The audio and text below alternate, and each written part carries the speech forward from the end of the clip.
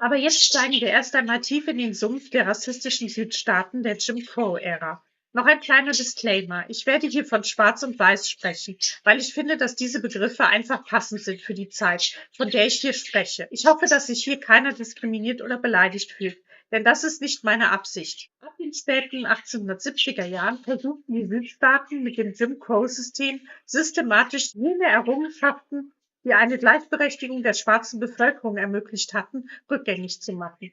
Dieses System diente der Wiederherstellung der weißen Vorherrschaft durch eine Kombination aus Gesetzen zur Rassentrennung, politischer Entrechtung und wirtschaftlicher Ausbeutung.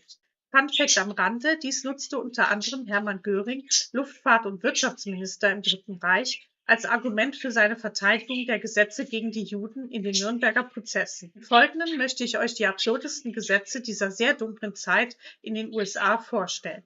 Beispiel 1. Zusammenspielen verboten. Stell dir vor, du sitzt mit einem Freund im Park und ihr spielt eine Runde Dame.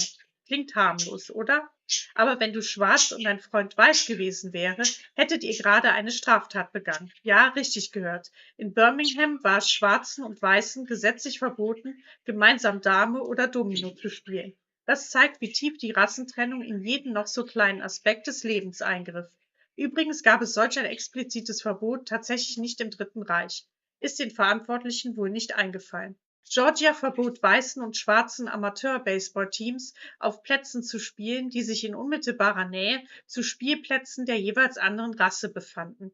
Oklahoma ermächtigte eine Kommission, die Rassentrennung beim Angeln, Bootsfahren und Baden durchzusetzen. Die Trennung sollte sich in den Köpfen von Kindern und Erwachsenen festsetzen, sodass niemand auch nur auf die Idee kam, etwas mit dem jeweils anderen zu tun haben zu wollen. Selbst der Tod war nicht frei von Segregation. Ein Gesetz in Georgia untersagte es, schwarze Personen auf Friedhöfen zu beerdigen, die für die Bestattung von Weißen vorgesehen waren. Beispiel 3. Soziale Etikette. Ein schwarzer Mann durfte einem weißen Mann nicht die Hand schütteln, da dies soziale Gleichheit implizierte. Einem schwarzen Mann war es untersagt, einer weißen Frau die Zigarette anzuzünden, da diese Geste als intim galt. Schwarze durften in der Öffentlichkeit keine Zuneigung zueinander zeigen. Küssen, selbst das Hand in Hand gehen, war verpönt. Weiße verwendeten keine Höflichkeitstitel wie Mister und Mrs. oder Miss für Schwarze, sondern nannten sie beim Vornamen. Umgekehrt mussten Schwarze Weiße stets mit Titel ansprechen.